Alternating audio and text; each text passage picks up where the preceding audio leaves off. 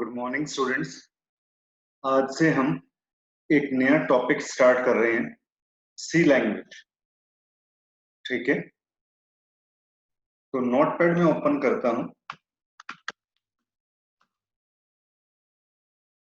मैं आपको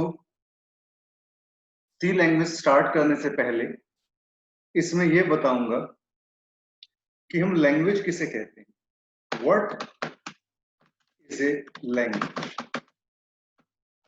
ठीक है, तो लैंग्वेज क्या होता है students? A language is a system of communication. Language is a system of communication. It means कि अगर एक पर्सन को दूसरे पर्सन के साथ बात करनी है तो वहां पे हमें किसकी जरूरत पड़ती है? लैंग्वेज की। हम जो लैंग्वेज यूज करते हैं वो हिंदी, इंग्लिश, पंजाबी या कोई भी और लैंग्वेज हम यूज करते हैं। तो आप जो ये लैंग्वेज यूज करते हो, जो आप ये भाषा यूज करते हो, इसका पर्पस ये होता है कि आप अपनी बात दूसरे पर्सन तक पहुंचा सको। इसी तरीके से अपनी बात दूसरे पर्सन तक कहने का एक तरीका और भी होता है कि आप शारीरिक हाव भाव से या इशारों से भी आप अपनी बात दूसरे तक पहुंचा सकते हो। ठीक है, लेकिन अगर हमें मशीन के साथ इंटरेक्ट करना है, अगर हमें कंप्यूटर मशीन के साथ एक इंटरेक्ट करना है, इंटरेक्शन करना है, तो वहां पे भी हमें लैंग्वेज की जरूरत पड़ती है। तो हम यहाँ पे डिस्कस करेंगे टाइप्स ऑफ कंप्यूटर लैंग्वेजेस। कौन कौन सी लैंग्वेजेस होती है स्टूडेंट? सबसे पहले हम बात करेंगे मशीन लैंग्वेज की। जो मशीन लैंग्वेज होती है वो किस फॉर्म के अंदर होती है? 0 और 1 की फॉर्म के अंदर। 0 का मीनिंग क्या होता है? ऑफ। 1 का मीनिंग क्या होता है? ऑन। ठीक है, 0 का मीनिंग ऑफ होता है और 1 का मीनिंग क्या होता है? ऑन। ठीक है, तो ये आपके पास मशीन लैंग्वेज होती है। मशीन लैंग्वेज में काम वही पर्सन कर सकता है जिसको इस लैंग्वेज की अच्छी नॉलेज है। ठीक है, क्योंकि मशीन लैंग्वेज को समझना मुश्किल होता है। इसमें वही आदमी कम्युनिकेट कर सकता है जिसको मशीन लैंग्वेज की अच्छी नॉलेज हो, जिससे मशीन लैंग्वेज का अच्छा ज्ञान हो। ठीक है ना? अगर मैं आपके पास कुछ इस तरीके से लिख दूं 0 और 1 की फॉर्म के अंदर, 0 1 की फॉर्म के अंदर मैं आपके पास कुछ इस तरीके से लिख दूं तो आपको ये समझना थोड़ा सा मुश्किल हो जाएगा, क्योंकि हर मशीन की अपनी एक अलग लैंग्वेज होती है। ठीक है ना? तो इसमें काम करना हमारे लिए मुश्किल था। कुछ समय के बाद आपके पास जो लैंग्वेज आई, that is the assembly language. ठीक है, असेंबली लैंग्वेज में क्या होता है? ये comparison to machine language easy थी। इसमें क्या होता था कि कुछ कोड होते थे आपके पास, कुछ सिंबॉलिक नेम्स होते थे कि जैसे अगर हमें किसी चीज को ऐड करना है तो हमने एक ऐड कोड याद रख लिया, सबट्रैक्ट करना है तो सब ले लिया, मूव करना है तो आपने मूव कोड यहाँ पे याद रख लिया। तो ये असेंबली लैंग्वेज में इस तरीके से होता है। तो ये भी कोई इतनी जो है बढ़िया नहीं थी, यूजफुल नहीं थी। हाँ, इतना जरूर हम कह सकते हैं कि ये जो असेंबली लैंग्वेज थी आपकी, ये मशीन लैंग्वेज के कंपैरिजन में थोड़ा सा इजी थी। ठीक है, टाइम गुजरता गया, समय बीतता गया, आपके पास थर्ड फिर जो आपके पास एक लैंग्वेज आई यहाँ पे, that is the high level language, जिसके अंदर आप प्रोग्राम लिखते हैं। ठीक है, लाइक इंग्लिश लैंग्वेज हो गया। ठीक है, तो ये आपकी हाई लेवल लैंग्वेज होती है। हाई लेवल लैंग्वेज को हम क्या करते हैं? मशीन लैंग्वेज में ट्रांसलेट करते हैं। और इसको ट्रांसलेट करने में कौन हेल्प करता है आपके पास? कंपाइलर। कंपाइलर क्या काम करता है? It converts high level language into machine language. ठीक है, देखिए स्टूडेंट, आप कंप्यूटर के ऊपर जैसे मैं कुछ भी लिख रहा हूं, आप अपनी इंग्लिश लैंग्वेज में इसमें लिख रहे हो, जैसे मैंने व्हाट इज ए लैंग्वेज लिखा है, language is system of communication, but computer इस चीज को अंडरस्टैंड नहीं कर रहा।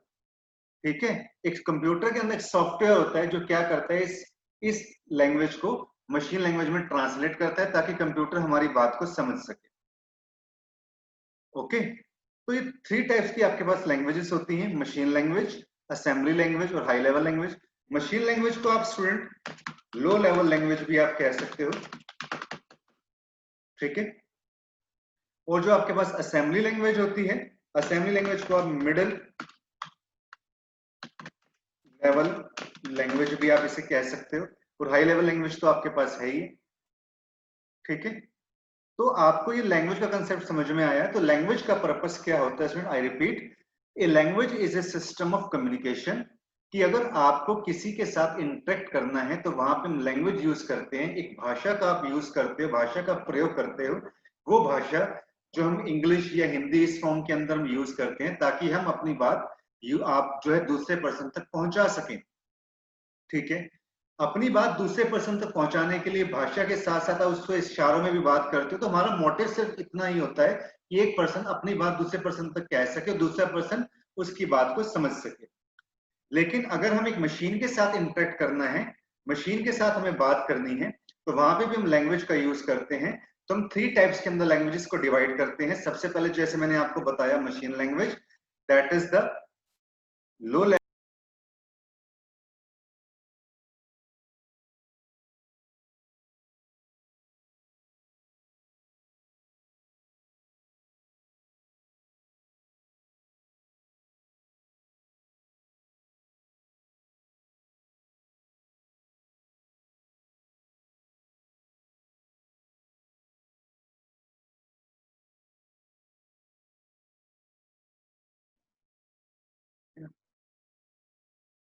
स्क्रीन पे।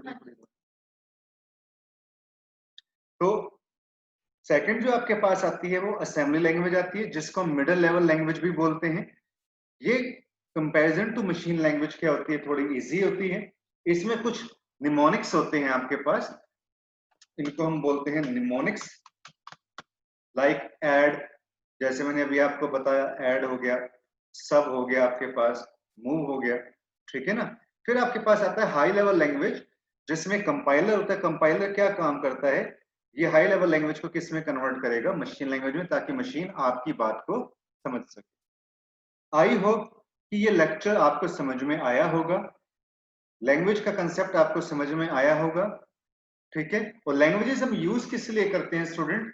इनके अंदर हम क्या करते हैं? सॉफ्टवेयर्स बनाते हैं, ठीक है। सॉफ्टवेयर का मतलब क्या होता है?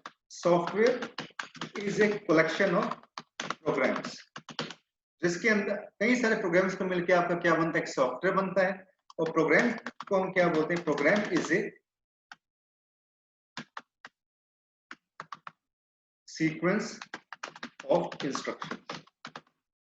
It's okay. तो लैंग्वेज का पर्पस यही होता है कि आप इसके अंदर जो है अपने सॉफ्टवेयर आप बना सकते हो, कि हमने कंप्यूटर से कोई भी काम लेना है तो हमने एक छोटा सा एक सॉफ्टवेयर तैयार किया, या बड़े बड़े सॉफ्टवेयर जैसे आप मॉल्स में देखते हो, ठीक है।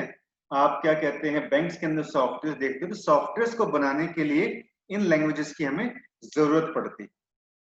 तो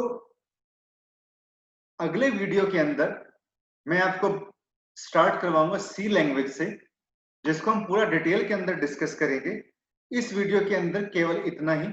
thank you for watching this tutorial students, thank you.